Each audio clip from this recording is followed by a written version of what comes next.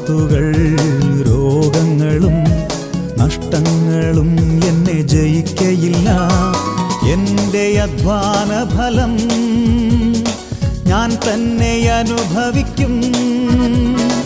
എൻ്റെ അധ്വാന ഫലം ഞാൻ തന്നെ അനുഭവിക്കും. ഞാനും എൻ കുടുംബവുമോ യേശുവെ ആരാധിക്കും. തൻ വചനം അനുസരിക്കും, മാതൃകയായി ജീവിക്കും. ഞാനും എൻ ദൈവവചന ചിന്തകൾ കേൾക്കുന്ന എല്ലാ മാന്യ ശ്രോതാക്കൾക്കും ക്രിസ്തീയ വന്ദനം. ഇയ്യോബിൻ്റെ പുസ്തകം 36-ാം അധ്യായം 24-ാമത് വചനം. അവൻ്റെ പ്രവൃത്തിയെ മഹിമപ്പെടുത്തുവാൻ നീ ഓർത്തുകൊള്ളുക എന്നുള്ള വാക്യമാണ്. ദൈവം എൻ്റെയും നിങ്ങളുടെയും ഒക്കെ ജീവിതത്തിനകത്ത് ചെയ്യുന്നതായ അത്ഭുതങ്ങൾ, നന്മകൾ, വിടുതലുകൾ ഒക്കെ ഒന്നാഴമായി പരിശോധിച്ചു നോക്കുകയാണെങ്കിൽ ദൈവത്തിന് എത്ര മഹത്വം നൽകിയാലും എത്ര പുകഴ്ച നൽകിയാലും തീരുന്നതിനപ്പുറത്താണ് ദൈവം ചെയ്തതായ ഉപകാരങ്ങൾ, ദൈവം ചെയ്തതായ നന്മകൾ എന്ന് ഓർമ്മപ്പെടുത്തുന്നത്.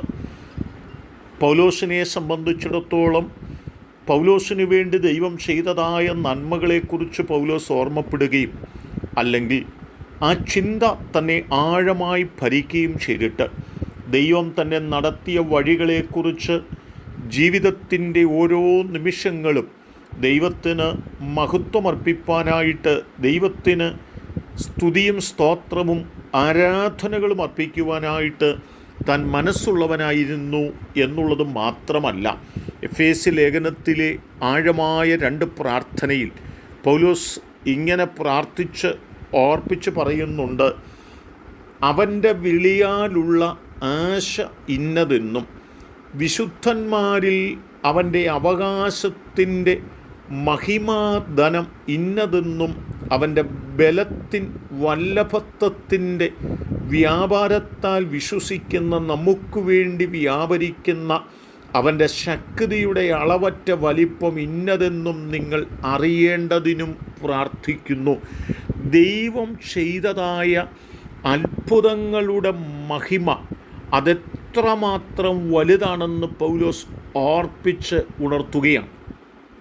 തൻ്റെ ലേഖനത്തിൽ ഓർപ്പിക്കുന്നുണ്ട്, നാം ദരിദ്രരായിരുന്നപ്പോൾ തന്നെ സമ്പന്നനായിരുന്ന ദൈവം തൻ്റെ സമ്പത്ത് നമുക്ക് നൽകിത്തന്ന് നമ്മെ സമ്പന്നരാക്കി തീർക്കുകയും അവനൊരു ദരിദ്രനായി തീരുകയും ചെയ്ത ആ ദൈവത്തിൻ്റെ കൃപകളെക്കുറിച്ച് ഓർക്കുമ്പോൾ ദൈവത്തിന് മഹത്വമർപ്പിക്കാതിരിപ്പാൻ, ദൈവത്തിന് നന്ദി കരേറ്റാതിരിപ്പാൻ എങ്ങനെ കഴിയുമെന്ന് ചോദിക്കുന്ന ആഴമായ ചോദ്യങ്ങളും വാക്കുകളുമാണ് ഇവിടെയും നമുക്ക് കാണുവാനായിട്ട് കഴിയുന്നത്. എൻ്റെയും നിങ്ങളുടെയും ഒക്കെ ജീവിതത്തിൻ്റെ ഇന്നലകളെക്കുറിച്ച് നാം ഒന്ന് തിരിഞ്ഞു നോക്കുമ്പോൾ ഭക്ഷിപ്പാൻ ആഹാരമില്ലാതെ, മാറിയുടുക്കുവാൻ വസ്ത്രമില്ലാതെ, കയറിക്കിടക്കുവാൻ കൂരയില്ലാതെ, ജീവിതത്തിൽ സകലരാലും ഒറ്റപ്പെട്ടവരായി എങ്ങനെ ജീവിതകാലം മുൻപോട്ട് കഴിക്കുമെന്നൊക്കെ ചിന്തിച്ച് ഏറ്റവും കൂടുതൽ ആകുലതകളുടെയും വ്യാകുലതകളുടെയും നടുവിലൂടെ കടന്നുപോയ എത്രയെത്ര ഘട്ടങ്ങൾ എൻ്റെയും നിങ്ങളുടെയും ഒക്കെ ജീവിതത്തിനകത്തുണ്ടായിരുന്നു. ജീവിതത്തിൽ കടന്നു വന്ന ഇല്ലായ്മകൾ, ജീവിതത്തിൽ കടന്നു വന്ന രോഗത്തിൻ്റെ കെടുതികൾ, ജീവിതത്തിൽ കടന്നു വന്ന ഒറ്റപ്പെടലിൻ്റെ നൊമ്പരങ്ങൾ എന്നുവേണ്ട എണ്ണിത്തിട്ടപ്പെടുത്തുവാൻ കഴിയുന്നതിനപ്പുറത്ത്, പറഞ്ഞവസാനിപ്പിക്കാൻ കഴിയുന്നതിനപ്പുറത്ത് നൊമ്പരങ്ങളുടെ നടുവിലൂടെ കടന്നുപോയപ്പോൾ അത്യുന്നതനായ ദൈവത്തിൻ്റെ അദൃശ്യമായ സാന്നിധ്യം നമ്മുടെ മേൽ കടന്നു വന്ന് നമുക്ക് വേണ്ടി അത്ഭുതം ചെയ്ത് നമുക്ക് ഈ ലോകത്ത് വേണ്ടതെല്ലാം നൽകിത്തന്ന് നമ്മെ നാമാക്കി തീർത്ത ദൈവമാണെങ്കിൽ ആ ദൈവം ചെയ്തതായ നന്മകൾക്കൊത്തവണ്ണം ദൈവത്തിന് മഹത്വം നൽകുന്നവരായി, ദൈവം ചെയ്ത പ്രവൃത്തികളെക്കുറിച്ച് ഓർത്ത് ദൈവത്തിന് മഹിമയർപ്പിക്കുന്നവരായി, ദൈവത്തിന് സ്തുതിയും സ്തോത്രവും ആരാധനകളും അർപ്പിക്കുന്നവരായി തീരണമെന്നുള്ള ആ ദൈവിക ഉദ്ദേശ്യപ്രകാരം, ദൈവിക പദ്ധതി പ്രകാരം നമുക്ക് ദൈവത്തിന് നന്ദി അർപ്പിക്കുന്നവരായി തീരാം. അതിനായി നമ്മെ സമർപ്പിക്കാം. അതിനെൻ്റെ കേൾവിക്കാരായി നിങ്ങളെ ഏവരെയും സർവ്വകൃപാലുവായ ദൈവം സഹായിക്കട്ടെ. കരുണയുള്ള ദൈവമേ, നല്ല കർത്താവേ, ദൈവം ചെയ്ത നന്മകൾ ഓർത്താൽ എത്ര നന്ദി പറഞ്ഞാലും തീരുന്നതിനപ്പുറത്താണ്.